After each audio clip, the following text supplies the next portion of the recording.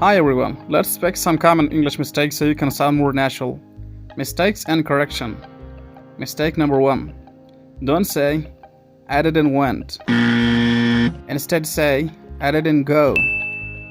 Don't say, he have a car. Instead say, he has a car. Don't say, I am agree. Instead say, I agree. Don't say, she is married with John. Instead say, she is married to John. Don't say, I want to discuss about this. Instead say, I want to discuss this, or I want to discuss this.